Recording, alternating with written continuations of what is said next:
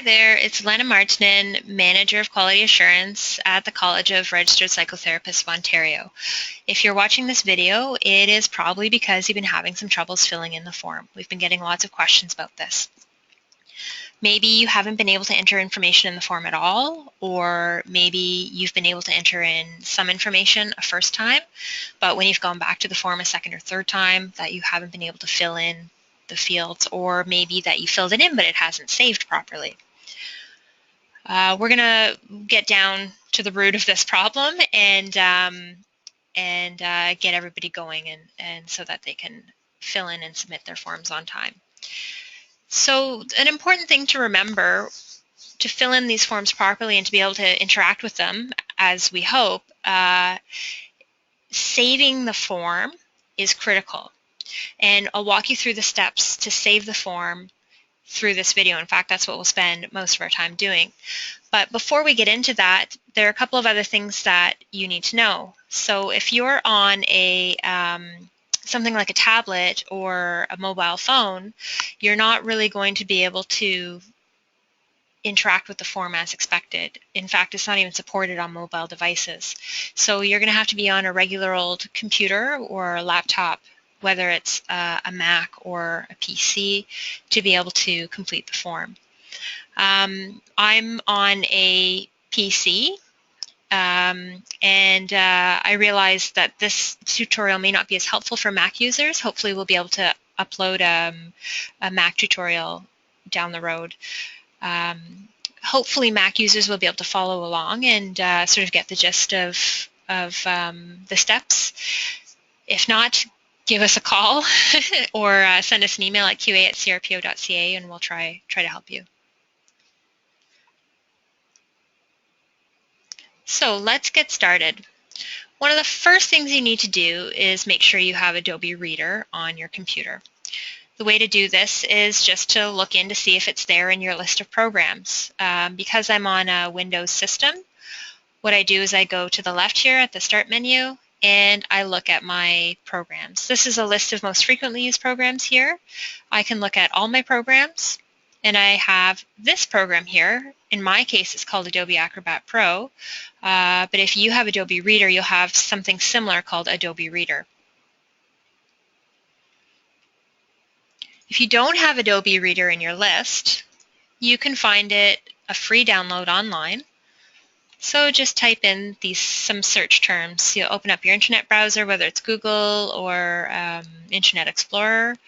So I'm just going to write in Adobe Reader. Oh, look, I've searched for it already. Adobe Reader free download. Hit enter. And here we are with the search results. So I'm going to select the first option. I'm looking at it, and I know this is a trusted site, adobe.com. And here's what comes up. Adobe will give me some options. It's making an assumption about my system. And if you have a different system, you can always browse and see or select the options that match your system. If you're a Mac user, you're going to be down here at the bottom of the list, and Windows users, you'll find your options here. So I'll select Windows 7. I'm going to select English. Though if you're French speaking, you might want to select French. And then Reader DC, this is the preferred option. If it shows up, select this one. And then you would just hit this download now button, and Adobe does a good job of walking people through the steps. I won't do that right now because I already have a version installed on my computer. So I'm just going to close that window for now. So the first thing we're going to do is walk through saving the form. So you're going to navigate to your account. I've already got my login information here. This is a test account. I'll just hit login. So once I'm in, I'll see my home page, and I'm going to select the QA tab. And I'll scroll down a little bit. And on the Quality Assurance Program page, what you should see is a collection of 3 links. And the first link is called Professional Development Tools for the Pilot Test, and that's the one we want. So click on this, and what you'll see is the pilot tools opening up in your browser. So you can have a look through what's here, but be careful, don't fill any information in right now. Doing this will create problems later on with how you're able to interact with the form. People will find they can enter in data, but when they save this, they may not be able to use the form properly down the road. So actually our first step is to save the form. And the way to do this is by selecting the Save button. So you're going to look at the right-hand side of your screen. There's kind of something that looks like a printer, and then the little weird square beside it. That's the Save button. So it'll bring up a dialog box, and you want to save the computer in a place, sorry, not the computer, the form in a place where you'll remember it. For me, I tend to remember when I save things to my desktop. That's a path that's familiar to me. So I'll select that. Maybe you want to save yours to your documents. It's up to you. You can rename the form if you like into something that's more intuitive for you, or maybe you already have a version of the form, so maybe you just want to save it as version 2. I'm not going to alter the title of the form. I'll click Save.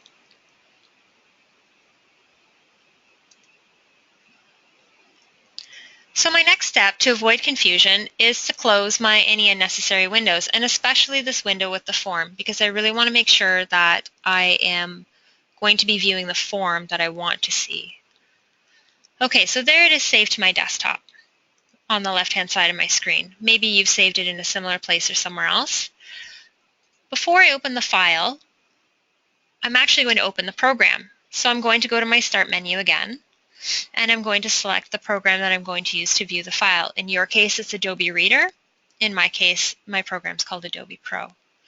So I have a dialog box here that'll let me open the file right in the middle of the screen, or I can navigate to the top left where I see a menu bar, and I'm going to select File. I'm going to select Open. And here I'm going to select Desktop just to make sure I'm really in that spot. And here it is, Professional Development Tools, right at the bottom of the list there. So I'm going to click that and click Open. So to know that you're actually viewing your document in the proper software or the proper program, there are some cues. Number one, look at the very top left of the screen at the logo. Does that look like an Adobe Reader logo? It does. If you have an Apple there, or even a miniaturized version of the Microsoft logo, you may be viewing the document in a previewer, and you won't actually be able to interact with the form. So make sure you're in your Adobe Reader program, because that's going to let you fill in the form properly and interact with all the functions of the form. So the first thing I'm going to do is just test the form, because I'm a cautious person. I want to make sure that I can enter in information that it's going to save, that I can close it down, and that I can go back to it and either modify or add new information. So let's do that. I'm going to scroll down to the 4th page. Here we are. I'm going to put in gobbledygook here.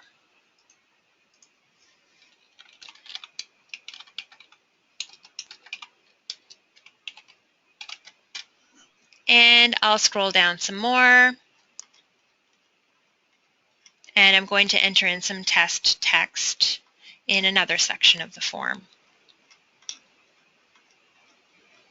Bear with me. Here we are. I'll go to part 2. And I'll just select this, just to make sure I'm able to interact with everything. So to save the form, I'm going to go to the top left of my screen. I'm going to go to that File button again, and I'm going to select Save from the menu. Don't select Save As, just select Save. Now, to test whether I can close it and open it up again, I'm going to do just that. So I'm going to navigate to the right-hand side of the screen and click the X. And with my form no longer on my screen, I'm going to open it back up and just test to make sure that everything's working okay. So I'm going to find my Adobe program again in my Start menu. Here we are. I'm going to go to File again at the top left of the screen. I'm going to select Open. I'm going to select Desktop, follow the path to where I save the file, and here it is. So I'll click on that. So luckily for me, my form opens up where I left off, where I last saved it. So here I am in the Part 2 reflection section. Recall we had filled in the row A1 to test its functionality. So here it is. I can see everything. Let's see if I can modify this. I'm going to type in modifying test text. Seems to be that I can, so I'm going to scroll up now and just make sure that the other information took hold on page 4.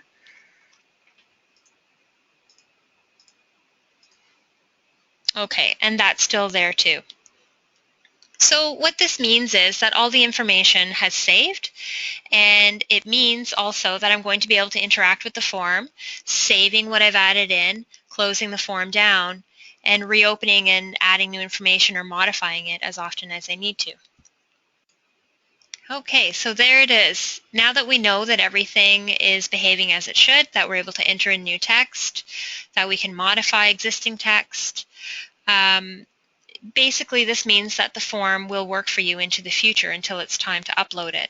So keep following those steps of saving and opening the form in Adobe Reader, and you should be okay. Now, if you continue to experience difficulties down the road or at any other time, just give us a call, or you can send an email to qa@crpo.ca. I'll just put that in here. This is the email address, qa@crpo.ca. Thanks for watching.